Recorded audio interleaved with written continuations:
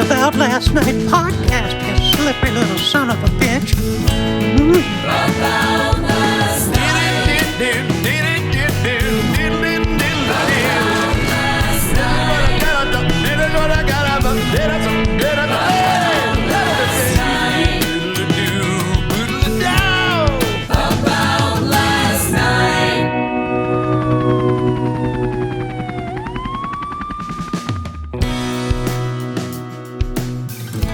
It's always funny. I mean, I didn't know how long other podcasts. I didn't know how long a podcast could really be until I started ever watching Rogan's, and then it seems like I don't see people start podcasts and do like a 20-minute version. And then there was like a 10-minute one that Will Sasso was doing for a little bit with Callan and Dalia, and then but 3.5 hours is crazy. But you guys are such homies that I'm sure it probably there was no really end in sight, right? You could have done another 3.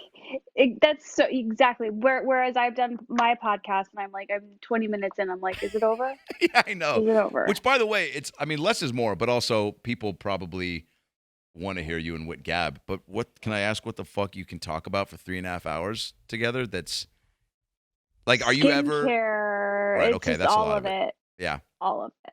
Now, are you engaged the whole time? Yeah. Cool. But I'm like, yeah.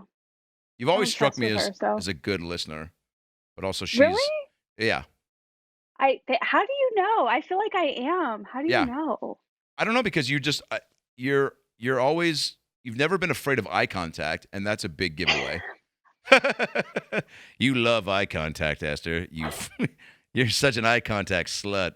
That's so funny. No, but yeah, you just always, as long as I've known you, you've just, I don't know. I've never also felt like I've had which we're all guilty of, one of these moments. Like ask me a question about my day. How are you? What's up? I'm good. It's I know, like that. We all do that, but I feel like I've never had that with you. But maybe we need to hang out for 3.5 hours. Yeah. No, I really don't do that. Wait, I'm gonna actually, speaking of that, silence this. Okay. Cool. I'm safe. Gage, you want me to move over? No, she's just not. I'll show it to her. I'll actually show her the framing so she knows where to be. Are you in your office, Esther? Yeah, it's like my office / playroom. If you saw how disgusting it was in here, I see. Okay. So yeah, just a little bit, and that's where the cool. We get to see the shrubbery too. Framing will be. Yeah. Is the window open? I can't tell. No, it's not. Yeah. Are you a fan of natural light?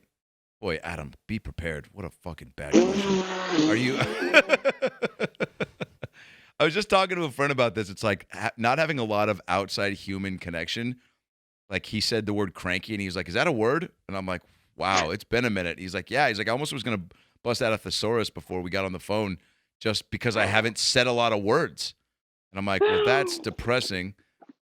Talk to your dog." But do you? I'm impressed you're in the studio. Like, that's cool. I did just go to Whitney's house, which was.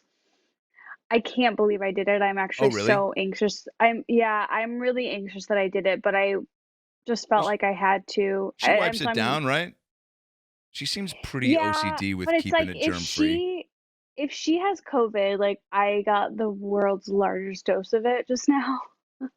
Yeah. Because we were talking for 3 hours. So I'm like a little anxious, but whatever. Sorry. Okay. Yeah, I think but also, come on, who doesn't want to, you got to do the show, and also, her house looks pretty spectacular from what I can see on Instagram. Jesus Christ, she's got crazy. Like a bee farm in her pool, right? It's absurd. It's so nice. Fuck. Do you want that type of money and living situation, or are you pretty? Were you raised to kind of just appreciate the little things and kind of keep a humble, mindset? I literally want to live in a shed in my parents' backyard. So that gives you that's the an dream. idea. Yeah. Wait, are we recording? Yeah. Oh shit. Yeah, of course. Let's jump right into it. Yeah, I want to live in a shed. So I literally want to live in, a nice shed, not a bad one, but yeah, that's like maintenance. I don't really like maintenance. I want as little to do as possible. You're not a handy gal. Focus. No, Me I did neither. learn how to. I learned how to caulk. Caulk. It's a I think it's dangerous word cuck. to say. I think it's a cuck. You learned how to cuck. Yeah. So No, you no, no, sit no, in the no, corner no, and watch people fuck no, your no, no, no, significant other. no. Caulk. Gotcha. So that was my big thing that I learned, but I don't want to That's learn huge. more. My brain is full. I don't need more. Yeah, it's for me. I've always been like, if I have to concern myself with too many other like life things, like changing a tire and doing this, then I'm taking up room for creative thoughts, and I Yes, only have but enough that space. but that mindset is actually so toxic because I know. then you start to get bitter. You're like, I'm like, why am I fucking emptying the refrigerator ice machine? I'm supposed to be making tie-dyes. Like, I'm like in Yeah. my head, my inner monologue just like hates myself that I have to like, I don't know, like monitor like water damage. I don't know. It's a nightmare. We have to learn how to be humans We at do. some point. We just have to give in and like accept that responsibilities are our fate. Wow. It's fucking. I didn't know we were gonna get that So deep, profound this early into so the pod. deep. I'm so interesting and deep. Adam, You, how are you? What's going I'm on? good. How is your pandemic? It's I think like most people's highs and lows, ups and downs. But Yeah. look, I the way I kind of gauge it is, are you and this is when I try to flip it on myself if I can tell that I'm maybe just waking up on the wrong side of uh of being in a good place like mentally and physically, that I just make sure that I recognize it and I do something about it and don't just go like give in to the feelings of being stressed out or overwhelmed, so that I'll maybe like go down a wormhole of news Yeah. coverage or stuff and just kind of Yeah. like pile onto it. I'll try to be real quick, but I'm not someone that's like, I'll just take a walk and that'll fix everything. Like somebody was telling me the other day, like, dude, when I just like, if I just go out, I take a walk and I take a 3-hour walk, and I've done that sometimes and it's nice, but it's never been something that's a complete game changer for me. It's the I have to you know be like satisfied creatively, and so I've been trying to I've been doing a bunch of weird character podcasts with Jeremiah, and doing Rick's podcast was a blast, and these Oh my God. Rick's podcast is a nightmare. What are you talking about? well, we get super stoned, so You it do. is just so it is just a No, silly I love it. Those podcasts turn out so funny and yeah. so great. I love it. But every time I have to go over there to do it, even though I am simultaneously grateful, I'm also just like, ugh, ugh. Which is what your dynamic is so great. Did you even have to climb his balcony like I did you? No, but I wish I would have. I showed up. He wasn't wearing a mask. I'm like, we're inside. You're not wearing a mask. He's giving me these calculated directions on how to remove my shoes so that they don't touch his floor. I'm like, you're not wearing a mask, and I can't get my fucking germs on your floor. Yeah. Fuck you. I was so mad. We got into this huge fight, but yeah, I wish I did the climb on the balcony thing. That would have been He threw better. down like an old school, like fire school. Like, did you ever have at your schools where they brought like it was to simulate like how you escape from a fire. Yeah. So they had like Yeah. okay, I think that's a pretty universal thing where they pull up the fake. It was like a fake house, and it was like so you could feel the back of the door how hot it was, and they would have Yes. smoke come in, and you'd stop, drop, and How roll. fun. Oh, it's the Like most a fun. fake pretend fire? Could we? Look- That's so fun. Yeah. I hate adulthood. It's not It fun. sucks. Somebody asked me the other day, quick tangent. They go, would you rather drown to death or be burned alive? And I was like, dude, first of all, Fuck is there you. yeah, like what are you plotting, by the way? And what is happening in your quarantine where these are the thoughts that are he's like, oh, I was just watching this like the shark documentary, and the guy like was like swimming away from the shark, and then he was out by himself for a while, and he like almost drowned, and like so he's like, I was just thinking about if I drown, like treading for water, and I was like, I mean, I guess I don't know. Drowning seems pretty traumatic, but burning seems like it would probably take longer.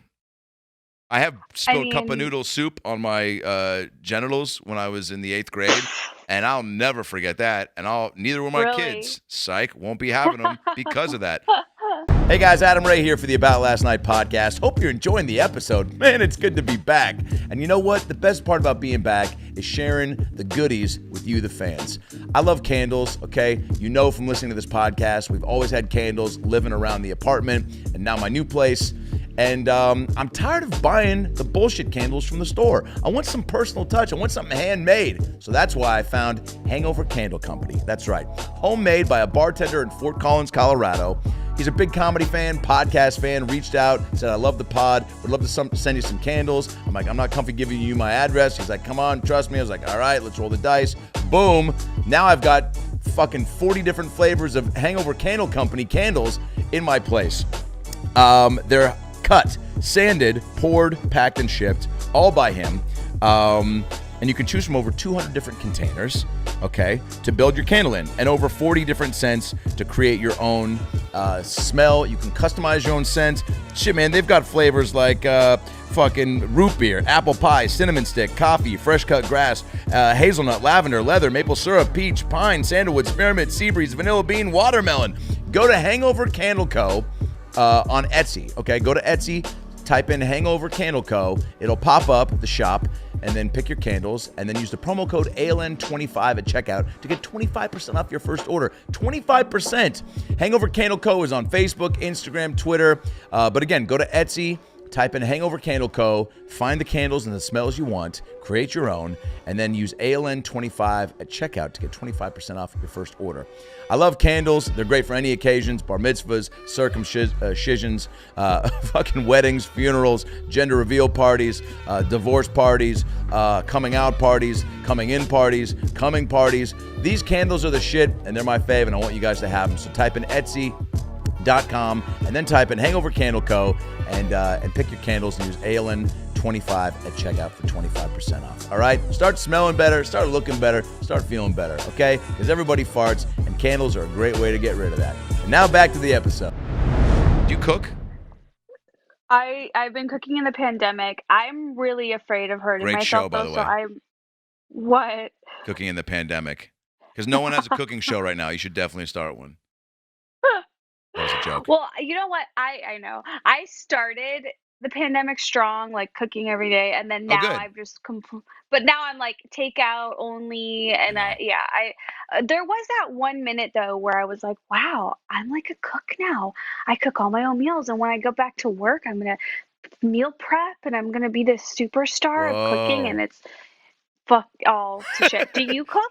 Do you Fuck cook? no. Do people cook? Okay, I Okay, will good. try. Fuck no. My girlfriend cooks, so she loves to do that, and You guys live together? Yeah.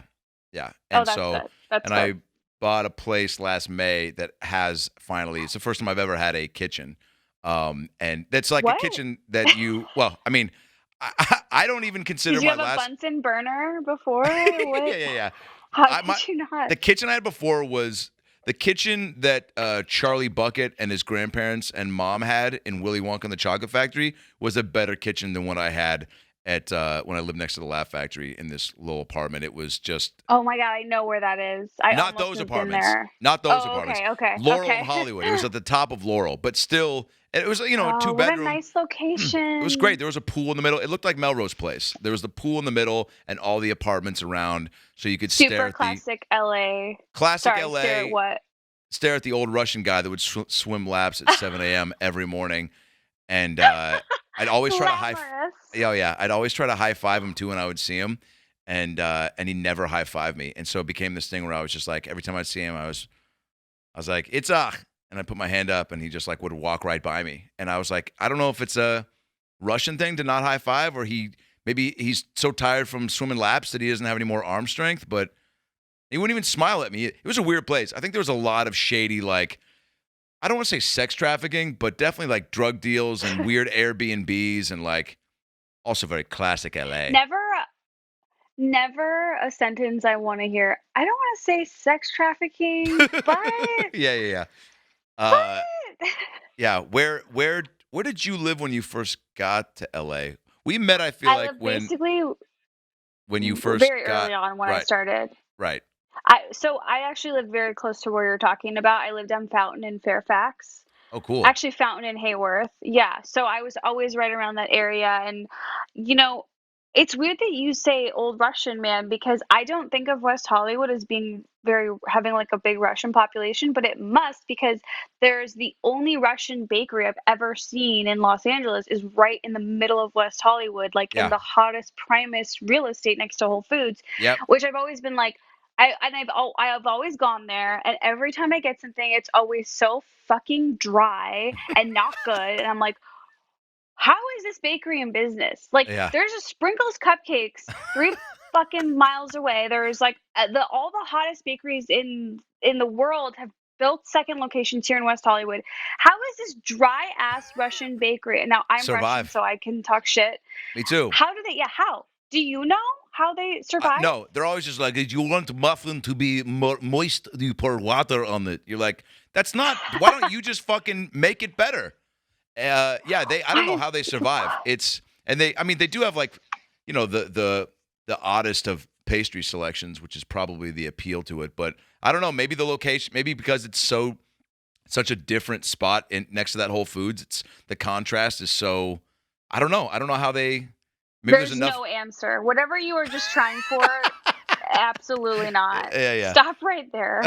Wait, when did you move to LA though? I moved to LA in April of 2009. From How Chicago, about you? right? Yes.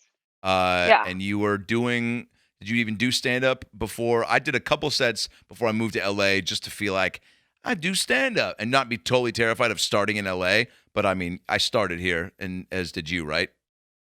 Very similar. Where Yeah. did you come from? Seattle. Oh, wow. Yeah. That's such a cool place to be from. I'm so jealous of that. Well, Chicago is why did you even... I'm from a suburb, though. I don't know. Seattle, Chicago is still so Midwesty, which I do love, but like, I just don't. I feel like when I think of Seattle, I think of like so high class. Like, you guys are like, you knew about coffee before the rest of us. Like, I just feel. Oh, we know where like the beans come from, baby. Yeah. It just feels like there's good education there or something. Yeah. It's a very, I don't know. I love being from there. I love that it's so close to LA, and I love I'm a big seasons guy because of that. So I'm just like, I love the LA sun all the time, but I do when it gets like gloomy, I love it because I just grew up in that, so I didn't know any different. And I also like fall is just the shit, like a classic. Seeing the leaves change. Not that it's something that I like, really. It's not like I YouTube like videos of leaves changing. Like I miss it that much. But I just like being in a like, I don't know, just feeling also cold and like feeling like the cold air. Like that's why I'll wear shorts and a t-shirt in like 40, 50 degree weather in Seattle because I just love to. You get so used to the warmth out here, which is great that I like to. I don't know, and maybe my blood's warm. I don't know. I should probably get my blood checked. Well, no, I get cold. I'm like, a small woman. I get cold very easily. Yeah. But I will say that this January I was in Chicago for the month and I was a little bit depressed and I fed off of the cold weather. It just energized me in a way that I'd never experienced it before. And I don't know if it was because I was depressed, just feeling that cold fucking Chicago wind just felt good. It felt really made me feel alive. I don't know. So I hear what you're saying. Like the seasons are kind of essential. And I do think that's why in LA you can get a little bit depressed because it's like, oh, every day is the same. And yeah, it's a little Groundhog Day. Which is weird because but there are people who you have the sun, you have it all. But I know.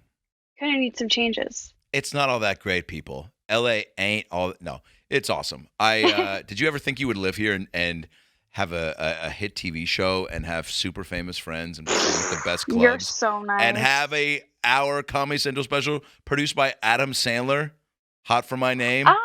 Esther, it's so fucking good. You were funny right out of the gate, though, so it's not surprising. But I think you can speak to this. Like, it's funny to probably. I first of all want to know, just seeing the special. Did you watch the special all the way through once it came out, or are you one of those people that I can't listen to my sets, I can't review the game tape, I don't like to hear my voice, I don't like to Or did you get over that at a certain point and realize it was necessary to the process? Yeah. Such a good question. So much to say.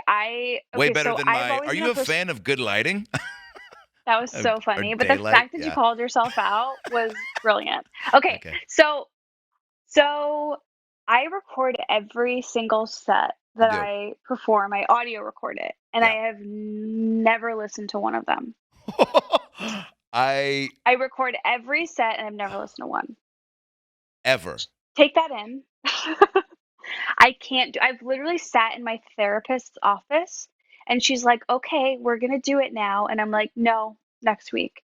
I hate it. And it's part of it is laziness and just not wanting to go there. The listening to myself do a set is absolutely disgusting. It's awful. Can you? I mean, like, I love it. I have to, I think early on I did a lot because and I wouldn't even like hear, I was so focused on not hearing laughs to stuff that I thought was funny and being like, fuck, why didn't that work? To really give too much thought into like, man, I don't like hearing my voice. I sound stupid. But then after a while, I would hear jokes, even ones that, once you get into it and start to trust yourself more and get more confident and know that trying something new, you're like, oh, I am pretty confident that there's, even if this doesn't crush all the way through, that this idea is going to get enough laughs for me to explore, in sets to come. But I would not even like hearing. It felt so much better on stage. I'm listening to it and I'm just like, oh, like why? Like it's not. I'd start to doubt the comedy of it, and because I didn't like hearing, so I was like, I can't do that. So I think as a default, it made me more aware on stage of trying to like remember new stuff, and I would go listen for just those moments and not listen to the set all the way through. Because it's really it's just so interesting to hear you say that you and like your voice, because I feel like you, which is everyone, but you like famously have an amazing voice. So it's just like, oh, it's almost like when Halle Berry got cheated on and you're like, oh, everybody gets cheated on. It's like, oh, you don't like your voice? Like, oh my God. Okay, great. Like that's such a relief because you have like the best voice. So that's helps me be able to cope a little bit. But yeah, no, I actually can watch my sets better than listen, because if I'm watching, I'm more focused on my appearance. Right. And that I'm totally fine with dissecting. But if I have to just dissect the sound of the crowd versus what I'm saying, and like Dave, my fiance, always makes fun of me and gives me shit because he's like, I think you always think you did better than you really did. Because I'll be like, I had such a good set. And then we'll listen. And then like when I do force myself to listen with him, he's like, this is okay. So, but which is a little bit scary because you never want to be the person that thinks you're better than you are, because that's horrible. But I think it's good to at least have a little confidence to keep going anyway. Do you miss did you have a watch party? Did you watch it with your folks or your agents, or did you like do a Zoom watch thing, or? I just watched it by myself. My boyfriend, my fiance, whatever he is, he was in and out of the room, which is so nice. But I was very involved in editing it, so cool. Which was painful at times, not gonna lie. And also, when you do the same set over and over again, the last thing you want is like anything to do with it. Now, but because my special also has other scenes in it, those were fun for me to rewatch. Which the I scenes love. With my parents. Yeah, I don't know if that was your. I'm assuming it was, because you just are a very creative, outside the box person, and also I know how big of a part of just your life and career your folks are, and seeing them, bringing them into it was like really, I could tell, really special for you. And also it was like, it was a cool way to do it because, I don't know, specials, not that we're oversaturated with them by any means, but it's just, you kind of know what you're getting each time with the hour, and to break it. I've always viewed like all comedy this way, like even with the just being on stage, it's like the stage is there for you to be funny, but there's no rule book for it. So it's like whether if you're fast, you're slow, you have music, you don't, like, that's why when people kind of judge sometimes, like if someone gets up there with a guitar or they're doing this, or, Rick Glassman pulls out a puppet for a quick bit sometimes, it's like, oh my God, it's just to be fun. There's no, and so even with the special, to kind of to rewrite the playbook and incorporate, I loved it. And you must have shot it 3 different times, because I think you had 3 different outfits in the whole throughout. 4. So we did 2 nights, and we did 2 shows a night, and we were able to kind of do that because the venue was really small, and so it was affordable. It wasn't, we didn't do some like big fancy venue, so that kind of allowed us to stretch. Spacious, which was great. It looked not, that Dynasty Typewriter downtown. It's such a nice space, but it's small. But yeah, I think you and I are similar in the fact that, like, we're not only stand-up comedians. Like, you're an actor with a huge resume, and like you were saying, you do character podcasts. Like, you've done so much sketch work. Like, that's kind of the ball game that I like existing in, whereas like I do comedy, and so that means like I like to act in funny things and do a podcast where I can be a little silly. Like, I just like being able to do all of the things, and I think that's what makes you and I like open to playing with the rules. Whereas you're right, there's a lot of comedians who are pretty strict about, like, this is how you write a joke, that this is how you do a special, like, and those people are great, and we need those 1000%. people too. But I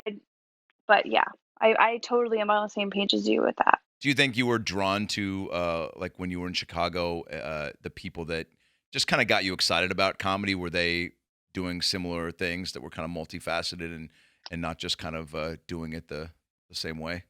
Well, yeah, when I really liked watching SNL growing up, and really looked up to Chris Farley and Adam Sandler, David Spade. Those people I always thought were so funny. And yeah, I actually didn't even really know what stand-up was until high school, and then I went to the Scotland Fringe Festival with my high school class. And holy shit!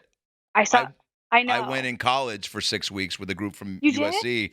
That's one of the craziest experiences of my life. Did you go to perform or just go to watch?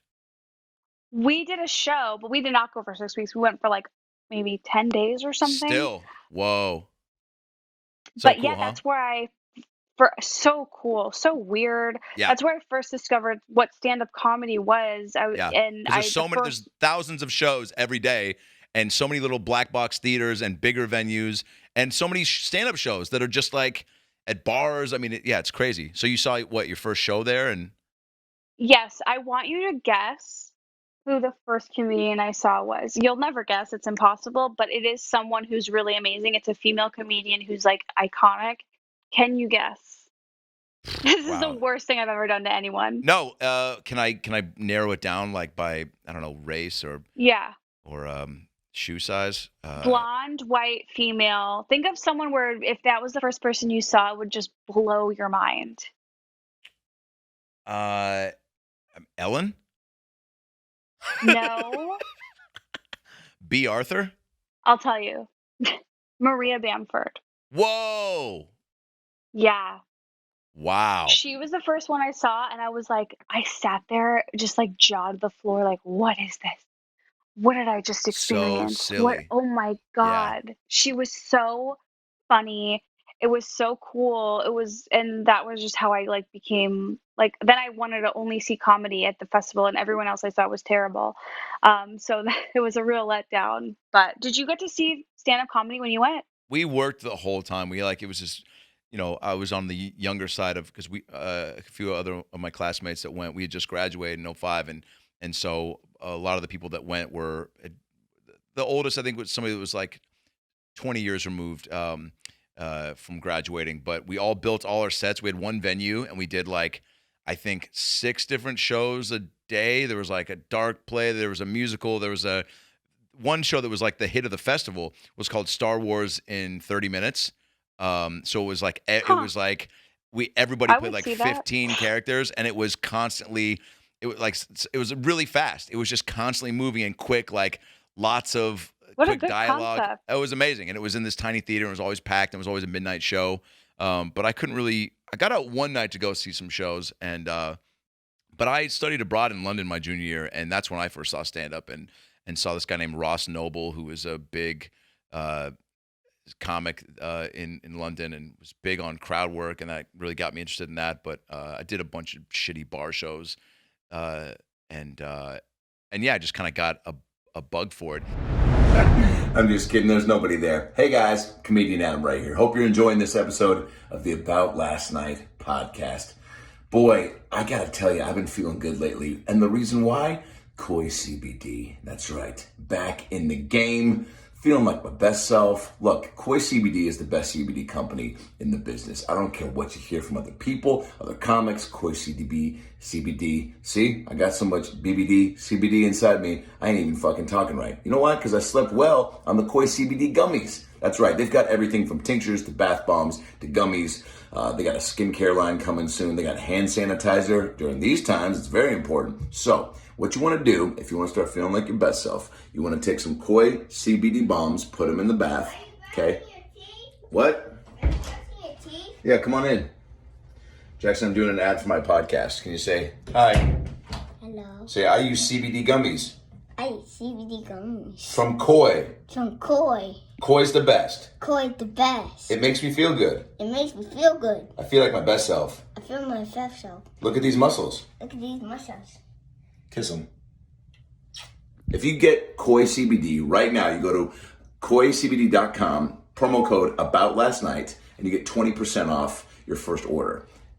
That's incredible. Bath bombs, tinctures, skincare, hand sanitizer, gummies. They've got everything. They're my favorite. It's who I use. So start using it for you too. I can't recommend these guys enough. They're homies and all their shit works. Jackson, say 20% off. 20% off. If you use the promo code AboutLastNight. If you use the promo code after night. About last night. About last night. Show them those guns again. Kiss them. Enjoy the rest of the episode.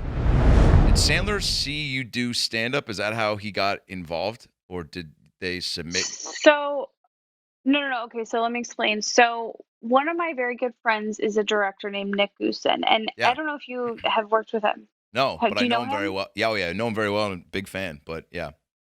So he's awesome. He and I met like 8 years ago. We had the same manager. We just had a general meeting, became friends, bonded over like burgers, and just have been friends for a long time. It's weird. He's like a very tall SoCal, like almost like surfer vibe. Yeah. But inside, I swear he's like a petite Jewish girl too. And which is the best. I know. And he. If you're a guy trying to make a good impression, be just like access your inner tiny Jewish girl, just because you'll come off right like you'll be a lot more charming, so harmless, likable. I feel like you're really good in general meetings too. Yeah, I feel like you can just gab and bullshit and quickly steer the conversation away from like shop talk. You know what? Maybe general meetings are the most awkward, weirdest thing ever. But anyway, so Nick. So Nick and I have been friends forever, and like we've tried to get a project going for a long time. We were pitching this web series, like we actually wrote a series together, a digital series back when ABC was doing digital stuff. It never got made, and so Nick was working with Adam on 100% Fresh. So Nick was just kind of helping. He shot some stuff for it. He was helping organize for the tour, and one night Nick was like, "Hey, let me show you this set of Esther." One of Esther's sets, and then he showed it to him, told him about me, and Adam was just like, I want to produce it, let's do it. And we were like, what? Nick was like, what? Okay, great. And Nick called me like, we're gonna do your special, Adam's producing it. And I was like, what are you talking about? Like, I'm not doing a special. So you hadn't even thought about trying. Okay, wow, that's fucking crazy. I'd always thought I had always had the idea in my head, like when I'm ready, I would like to do a non-traditional special where I include my parents, maybe a sketch. Like I kind of knew that, but I never was not near. I'm slow at generating material. So I've been doing it. I had been doing it 10 years and did not feel ready for a special, but I'm glad that happened, obviously for many reasons, but mostly because it just gave me that like deadline and that reason to just kick myself in the butt and actually make it happen. That crew, the Happy Madison crew of people they're so experienced. They're so like happy and Yeah. nice and friendly, and everyone who was involved was such a good person. It's like they love what they do. They're taken care of. It was such a great group to be involved with, of experienced, friendly, like all the best things you can imagine. And Adam Sandler, like he has the reputation he has for a reason. He is so kind and nice. When I saw him at the Uncut Gems premiere, he was just like, "How are you guys?" Like he's just so. Wow. Him and his wife are like they should be the fucking like presidents of show business. Like they're just so friendly and nice, and they're just I feel like they just make everyone around them feel so good, and Yeah. so it was really cool, and I feel like very, very lucky to even know them. Was he? That's bonkers and so unreal on many levels because I think most comics, whether they were diehard Sandler fans, everybody in our like age range, there was something Sandler to get jacked up about, right? Some movie, some album. Yeah. They just did so much that there's like to have that be a part of like your first special is really that's like a big pinch yourself moment, and probably something that you'll be bragging to your kids about. Did you have people that were do you want kids? I don't know. Yeah, And me the neither. pandemic, it's really questioning it all. 1,000%. I just was with some buddies yesterday and with their kid, and they're crushing it, but they looked defeated.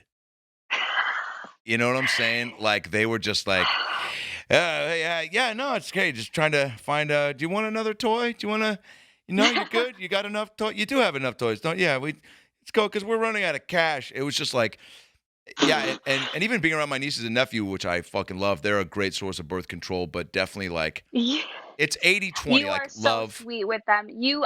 I've never seen a better uncle. I wish you were my uncle. You seem like the dream uncle. Like the love you have for them, I Yeah. feel it online. That's cool. It comes through. Oh, that's so great. Sweet. I was just around them so much when they grew up because they first almost 5 years without a dad. So I was like, my stepdad's great, but he's more of a, works with, kids in high school and whatnot. And he's just never been that attracted to kids at that stage. So I was like, all right, they need a male influence. And I just was the first ones in the family, and they were just great out of the gate. And also, once they started to, who doesn't want to like have people at that age that you can be that silly with? And now they're still they're starting to be turned into somewhat little bitches, but they're almost 11, so it's like that's normal. And I encourage that side too, but they still, are very silly, which I know I've contributed to,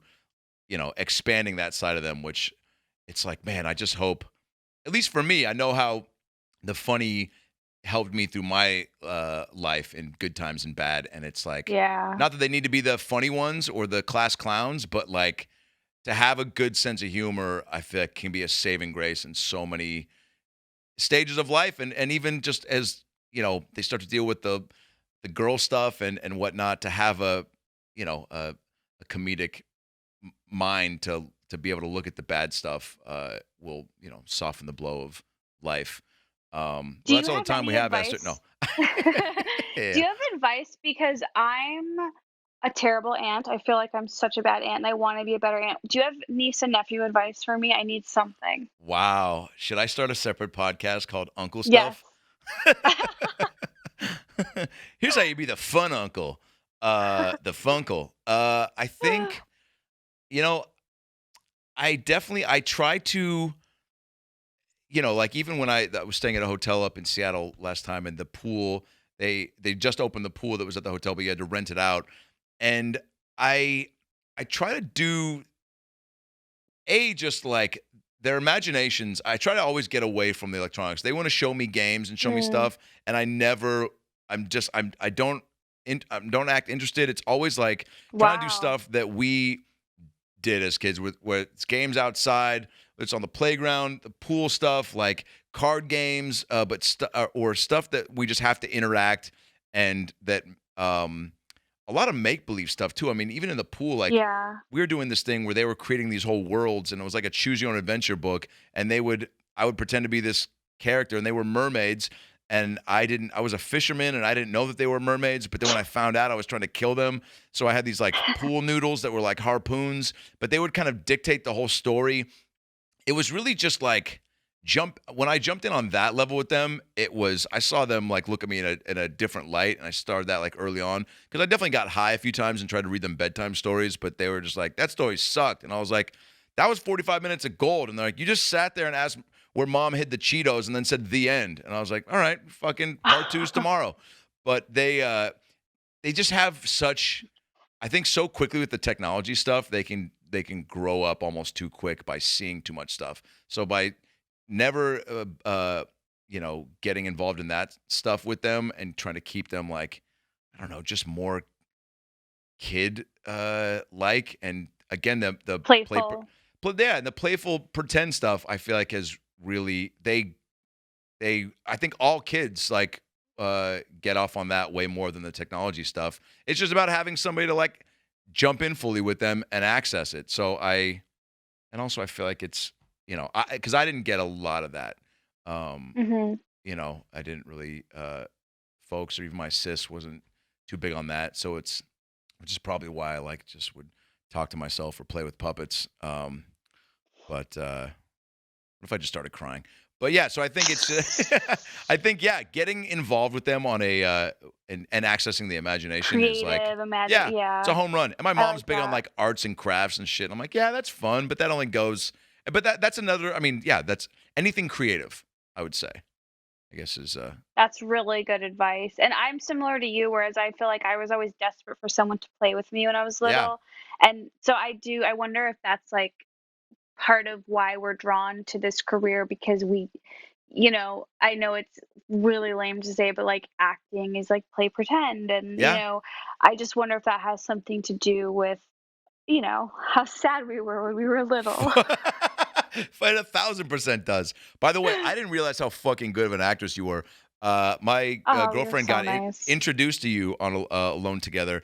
You and Benji, I mean, you just are so, for being like having such a subtle delivery, you pop on screen. Like it's so nice. It's like a dry energy. I don't know what it is, you know what I'm saying? But because obviously like with your delivery and your tone, it's like real calming and easy, but like, it's, and you obviously like just you heighten it for the screen a little bit, but it was like really easily digestible, and you and Benji's voices like matched perfectly, and your energies, and it was it was just to see, you on stage, and then that version of you was like really unexpectedly awesome. And thank you. That's so nice. Oh yeah, the show, and she was obsessed with the show. That was her first intro to you, and then when she got to see it at the store, at the Comedy Store, she was just like, yeah, even like it just like went up notches because now you're getting this. That is the best. When my male comedian friends tell me that their girlfriends like me, literally it gets me high. I just feel so flattered, because I know that they're cool, and they have like and they have good taste because they're with someone who's so funny and cool. I'm just like, oh yeah, like feel so good. No, that's the goal. And she's like, she's been to the store and just gotten so, obviously because of being fortunate enough to be in a place where we're in the thick of it, right? And getting to do cool shows with cool people and getting to headline all that cool stuff. Once you get a front row seat to that, like you almost become not a comedy snob, but she just really has a solid taste now for what she likes and doesn't like. And she was laughing a lot when we were watching your special too, and she liked all the. That's so cool. Oh yeah, and she was commenting as well about the involving your parents and stuff. Did they dig that part, or were they like, "We'll do it for you because we love you"? But like, your dad seemed like he was all about it, and he's very funny on camera. So when I first told them I'm doing a special, they were like, "That's amazing." Cool. And I was like, "You guys have to be in it," and they were like, "We're not going to be in it," and I was like. You have to be. I already told Comedy Central, and they're like, "Ugh, fine." And then, because I always Periscoped. I got really into Periscope like 2 years ago, and I would always try to live stream when I was home with my family. But my dad, whenever he would find out I was filming, he would like grab the camera. He was so mad. He never wanted to be on camera. So I was really glad that he kind of got into the groove of it when we shot this. Yeah. But they were reluctant at first, but then now they're excited about the outcome. I think they seem into it. Have they had friends hit them up about, being A little bit on TV? Yeah. But it's Comedy Central, which not everybody, it's not like the easiest thing to find for everyone. So I think it'll be a little bit of a slow burn because it doesn't come out in front of the paywall or however you say it. Like you need a cable login to see it now, but I think on August 2nd you can see it for free. So oh, great. We'll see like how the feedback continues, but it's been fun to hear from like, my dad has like random college friends calling, that's been kind of, that's awesome.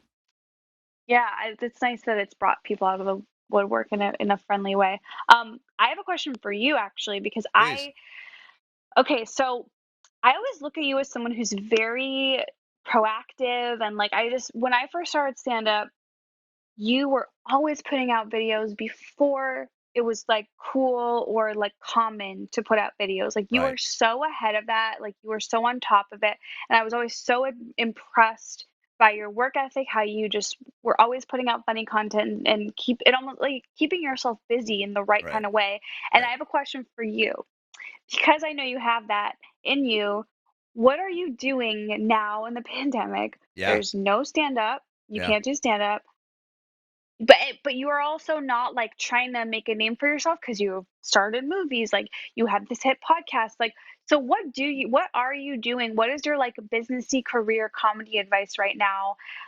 Like, what are you doing? How are you staying that like savvy, smart, ahead of the curve Adam Ray person in these situations? Whoa. Well, I love you for saying that. When I met you, first of all, what year was it? Because I started in 2007. And started working Probably at the Comedy Store. Okay, yeah, I think I started working. Wait, you worked at the Comedy Store? I only did phones, so I was behind the scenes. That's right. Like Tuesday, Wednesdays, and Fridays for like 3 years. What year were you working there? 2010 to, I think, or even 2009 to 2013. I stopped when Bobby started taking me on the road, and then Right. And then when I got in the heat, I was like, oh, I'm not working here anymore. I was like, because now I'm going to get some fucking sweet spots. Nope, still 12:45. And I remember going to Tommy once, and I was like, but I never was like going to be one of those people to complain about where I fell. I was like, I feel like once you try to massage your spots, I would see people do that at other clubs and want to go earlier, get in that sweet spot, and I was just like, it looked gross to me, and I was like, I'm not going to do that. And then obviously, like, you get to a point to where it's like, if you're dead last and you ask somebody, because maybe if you have a 6 a.m. flight and you're whatever, and but even that sometimes I feel like is, it's like, well, then maybe just, I don't know. It's like, what do you really, you're getting out of an hour. You can't sit around and do your thing. And to try to massage your spot, I feel like is taking away from potential growth is how I saw it. Cause I was like, all right, yeah. I was like, I'm in this movie. I would think that, Tommy would throw me like maybe 11-15 spot just because of that. And I know that stuff mattered to him, but I was like, hey man, like maybe you're taking away what you're going to get out of those 12:45s, 12:30s by trying to. I like that attitude. That's the winner's mentality, by the way. Yeah. I mean, it was definitely a bummer, and he was, but I don't know. Right. So I always I don't operate well if I don't feel, again, like creatively satisfied and busy. But I have gotten better, I think, at chilling out and realizing that you can burn out. And I have a handful of times, and it's, it's awful. And it's like, what's the point of hustling so much and trying to do all these things if you can't even be around to enjoy it and shorten your life and all that. But it's been a challenge. Right out of the gate, I was like podcasting a bunch and doing podcasts and trying to make quick little sketches to put out.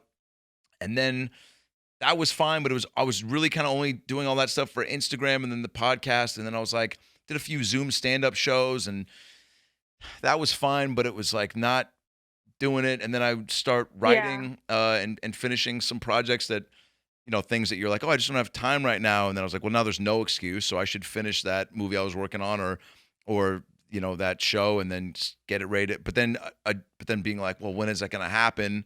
So then I would kind of pull the plug on that. It's like, wearing a condom the night before a gangbang you don't even have an invite to. I was like, there's no point to this, There's probably a better metaphor, but that's what just came into my head. And yeah, maybe, but maybe not. That might have been it. So I just kept starting things and then being like, and then talking myself out of it, and then being like, maybe I should just enjoy life. And then I'd go up to Seattle for a bit and really just try to be like, hang more with your brother-in-law and talk and do that and just make more time for that. That's other thing.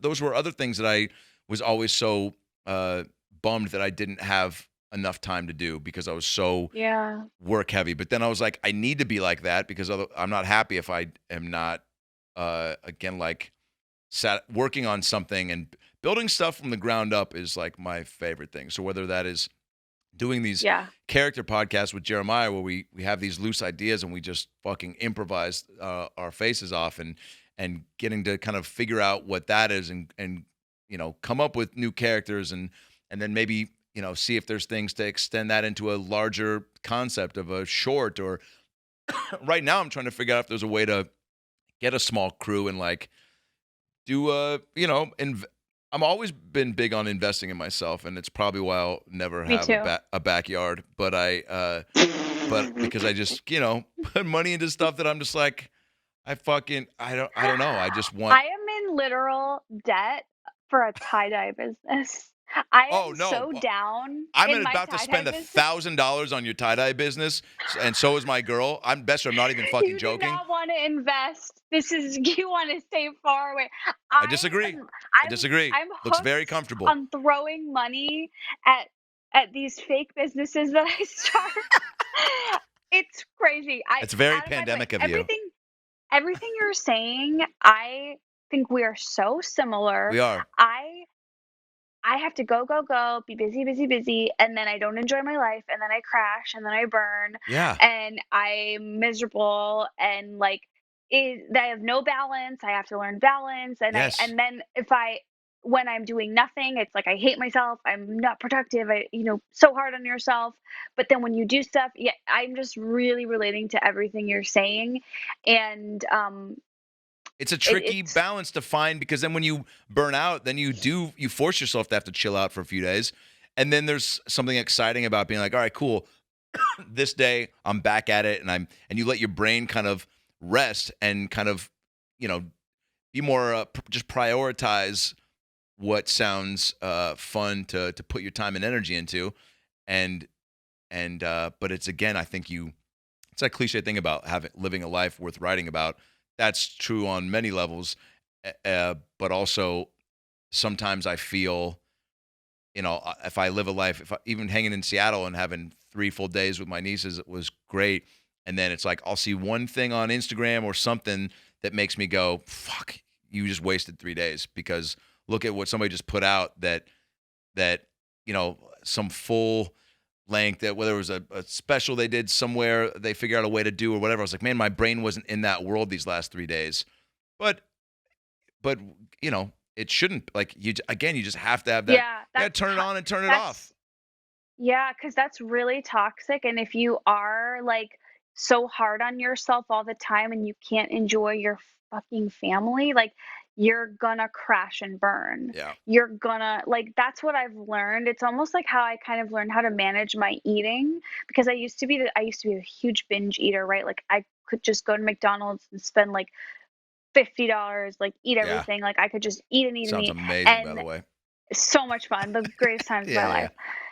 And I would never throw up, but I would just eat too much, get sick. Like, and I learned why I binge ate, and it was because I it was a cycle I was in where I would eat a lot and then I wake up the next day and be so full and be like, oh, I can't eat today. Like and this is obviously like weird eating disordery behavior, but I'd be like, okay, I need to eat like just a salad and just a soup, so I would eat very, very little that day. And then of course, come 11 p.m., I'm starving. Whoa. So then what do? I fucking go to Taco Bell and eat everything in sight. Yeah. And I think it's very similar with like your relationship to career. Like, I've done that too, by the way. Same thing. With the eating thing, my it's point tough. is like the pendulum will swing in the other direction, and you can't escape. You can't cheat it. Like you have to really have the balance, or you'll fuck it up. Yeah. Sorry, that wasn't making sense, but I'm glad to hear you eat a lot too. Yeah, fuck. I was a fucking fat kid, so that food's been my kryptonite for forever. And finding like, when I see like The Rock posting his cheat meal like it's Sunday, I'm like, cheat meal? What is that? I'm just like, good on you for having discipline, Jesus Christ. But he's, do I want those muscles? Sometimes, but I'm fine doing 8 push-ups a year. But Esther, do you think you weren't supposed to laugh that hard? I think that finding a true, like being busy enough, I think during this is, because I think to sit back, I want to come out of this, mentally and physically better than, and also when will we come out of it? But I think I truly am looking. That's a whole other podcast, baby. At least having enough like each day to fill the glass and not feel like I try to do one thing at least a day and not overwhelm myself with a huge list of things that are like really feed me creatively. And like this podcast is definitely it. And then I'll do there's some writing stuff I'm gonna work on tonight, but not and then pick and choose. And then tomorrow is like a little bit of a heavier day with that stuff.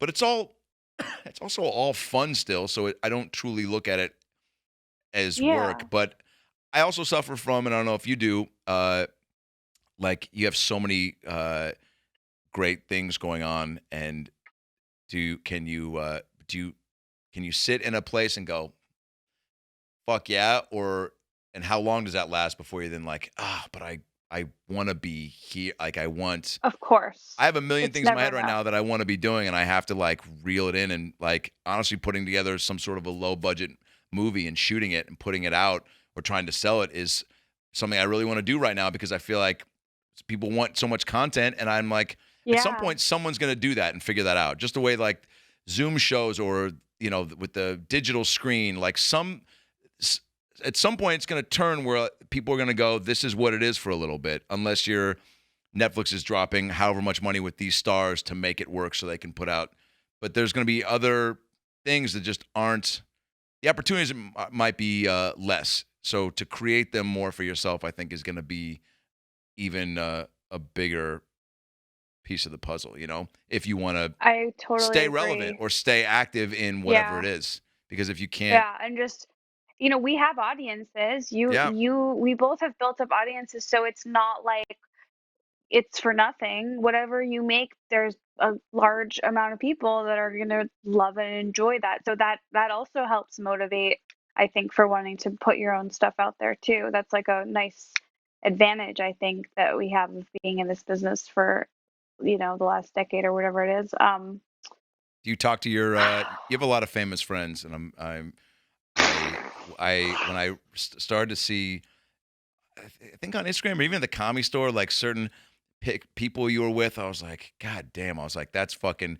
exciting, because it lets you know too that you're on the right. When people that you look up to start being like, hey, come fucking, like everyone's felt it on a certain level. A good chunk of us that we've started with that have gotten to do some cool things. It's happened in one way or another, and I want to know for you, what was like that first, like, Silverman, like who that like reached out, or that you asked you to do a show, or that said they liked your stuff, or does it make you giddy like it did with like Sandler and now with the special? What was like the first taste of that where you were like, oh man, I think I'm onto something?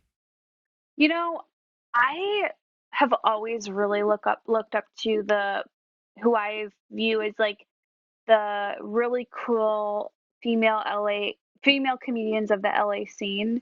So the people like Whitney Cummings, Chelsea Peretti, Natasha Leggero, like I just have this like creepy obsession with all three of them.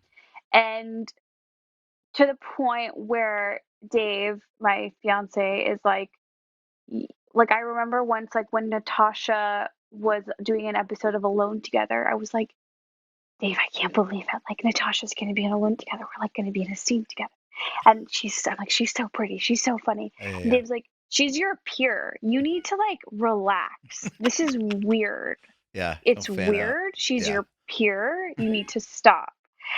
And I don't agree with him, but I did try to take that in and be like, okay, maybe it is better for my own mental health for me to view these people as my peers. Yeah. And I think ever since that moment, I try to just like stay calm, stay here, because this is another thing I wonder if you'll relate to based on how I'm relating to everything you're saying is like, I am really done with the high highs and the low lows that I have experienced from this fucking business. And it's my fault, but like the highs of the yeses that you've always wanted, the highs of the performance on At Midnight that went great, all these like highs are so much fun and they're addicting, but they always come with a low. And so I'm really spending this year working on being done with that and just trying to just creepy crawl along on the middle, happy low medium line because I don't want to I don't want it anymore. I don't want to play the crash and burn game. I don't know if you I'm sure there's no way you can't relate to that. You've been in movies, like come on. Yeah, I mean, look, there was it sucks. Getting control of that definitely is a must because it takes its toll. I mean, I feel like for as many cool things I feel like I've gotten to do, I focus on the amount of cool things that I missed out on. And that's like or the things that like, there was a year when when Mad TV when we got on that, and then I was so it was a sketch show. Oh my God. It was so good. It was all right. It was so good. There were some pieces that were really good. Yeah, I appreciate you. I watched every episode. You and Amir. Amir and I, the whole cast was great. Amir and I, it was so fun because we knew each other the best, so we had such a that was what was so fun for me was to see you guys.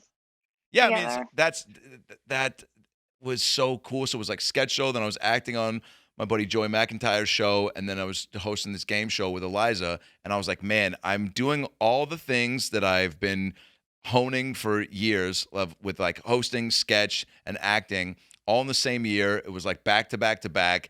And the way that they were viewed and the how fun it was, I was like, man, all these are probably going to do 3 to 4 seasons minimum. So this is just going to be a fucking steady climb and to who knows what, but I'm ready for it. And I blah blah blah. And I'm just going to really try to make sure that balance is good with taking care of myself and not burning the candle at both ends, which is tough to do because you come off of any of those shows and then you're like, well, now let's go fucking do this. And I just want to continue to ride the high and be social and do all that. And then all of them didn't come back. And it was just like this, like, oh man, like, and that was the first real taste of just like nothing is guaranteed. And it was it definitely had a lull for it, but then thank God for stand up because you're like, I don't really have, I'm not going to let that seep into my set. And I have to still do that. And it was a great distraction and something to go to immediately, but it was, yeah. I hear you. It's like there's no rule book for how to like handle being here and then going there and then trying to just get back to here at least. And I think that's like, I don't know what class you could take or person you can talk to.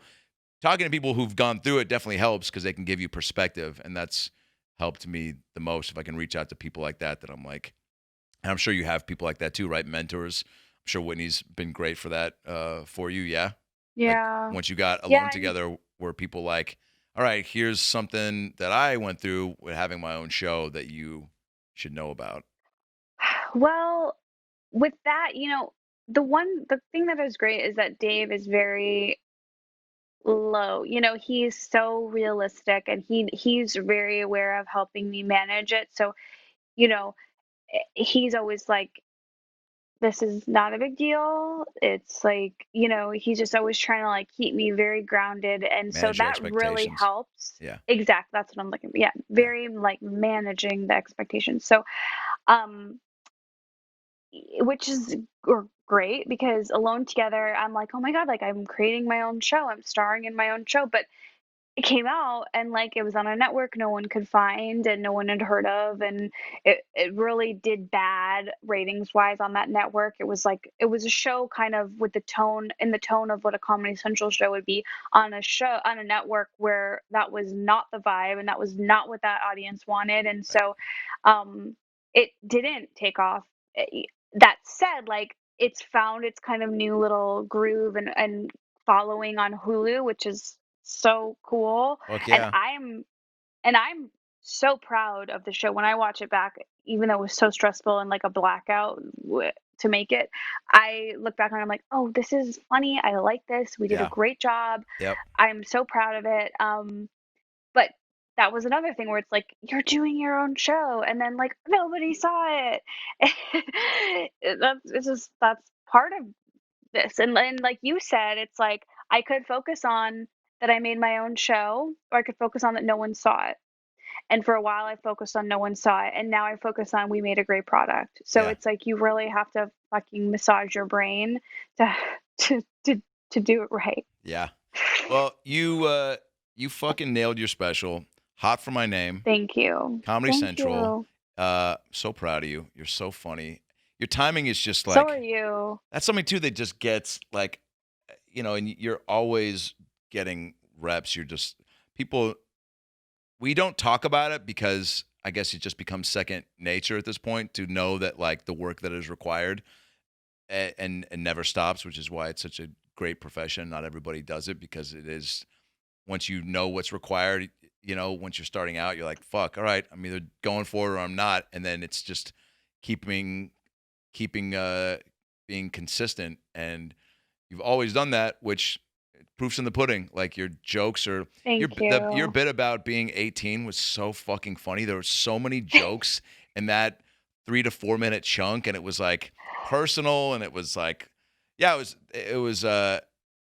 you've really nailed like your point of view with like still being silly, which I think that's my favorite, is like some heart, but like some silly and like good jokes, but nothing that's gonna that you can't miss. And your pace is always at a point to where it's like even a throwaway, you still have time to like absorb before you go to the next thing, which I always try to aspire to do because I go too fast and sometimes I don't give time to let things hit, and you do that beautifully. Those are the best compliments ever. I feel very seen, so thank you. Yeah, good. And I'm going slow to fill the time because I don't have enough material. So thank you for those compliments on my timing. Yeah. You go fast because you have so much material because you work hard and write and are very funny. But thank you. That of course that means so much to me, and I'm so glad we got to talk about all this stuff because this was great. Nice feeling understood. Yeah. Of course. Sorry, I didn't realize how serious and lame and mentally focused. I love these conversations. Here you are with this comedy podcast, and I'm just gonna make it sad. No, Esther, this is what's great too about this is like we've known each other for so long, and and had some business conversations like this where we've kind of related on these things, which is nice. But like to really talk about it like years after, once we've like absorbed enough experiences too to have some insight, is pretty cool. Do you are you pumped to get married? You guys are probably waiting on that. I just want to ask before we wrap up, right? I'm so not interested in a wedding at all. I was pandemic wedding, right? Fuck that. Right, like it's not even an option. No, you can't. You just gotta wait. No, my best friend is also engaged, and I'm the maid of honor, and she's like still thinks she's having a wedding in December, and I'm just like, girl, we gotta get. Girl, no. You're like, you're having a Zoom bachelorette party. Deal with it. Accept the fact that we're going to get a magician over Zoom and I'll mail out robes for everybody with your name on it. I mean, what a good plan, by the way. You just did all my work for me. It's Adam-Ray-4 at Venmo. Yeah, well, it's exciting, and Dave's the shit. You guys are an adorable couple, and guys, go watch Esther's special. Go binge watch Alone Together. I fucking love that it's on Hulu. That's amazing. And Dollface too. You're on that, right? On Hulu? Yes, that's on Hulu too. So great. At Esther, what's your Instagram and Twitter so people can follow you on social media? Esther Monster. That's right. Esther Monster on Instagram, and then Little Esther on Twitter. And Adam, I hope that you shoot some kind of movie in the pandemic. I'm very excited at the thought of that. So well, I would love to act with you, so I'll definitely have to. It's been the last 3 days. Okay, good. The last 3 days has been more of a like getting like fired up about putting my money where my mouth is and making it happen because and then again there's no the only reason to not do it is if I just choose to not do it. So it's and I can't be bored, but acting with you would be a fucking treat. That'd be really cool. I know. I would love to. Anytime you call, I'm in. I'm cool. there. And the tie-dye business, I tell people where to go and then text me the link so I can buy some stuff. Tell me what you want. I will send you what you want. You have to just tell me what. I'll support the business. Where do people go? Well, that's a personal question, but where is what's the link? Oh man. The Instagram for it is Sleepover by Esther, so you can just go there and that has all the info for when we restock and everything. Fuck yeah. Yeah, you make them yourself too, so like come on, like you don't want an original Esther tie-dye? Like it's not like you're buying them or getting them made, like you're in there doing it. Like it's pretty cool. It's not like I'm a comedian anymore. I literally make tie-dye now. It's a great. So you do your movie. You go do your movie. I'm on a whole different level now. Yeah. I just make clothing. Hey, we're all gonna take other lanes are gonna open up. You found one though, and it's like everyone has to adjust and fill the time, and it's like that's also a very creative thing. So it's it is creative. As embarrassing as it is it's a children's camp activity. Bitch, it is creative. Okay, I am creative with it, and I am having so much fun. Yeah, what if you were like, I started collecting mugs? I'd be like, pretty cool, Esther. Let me know how that goes. Bye. But yeah, so you're making clothing, and you're and also it's like it's a smart business move because people, the more they see your shit and fall in love with you, they want to snab up Esther memorabilia. So that's a tough word to say. We'll edit that out. But that. I love you so much. Thanks for doing this. I love you. Congrats again. Say hi to your girlfriend. Thank you. Thanks, Adam. Bye, Esther.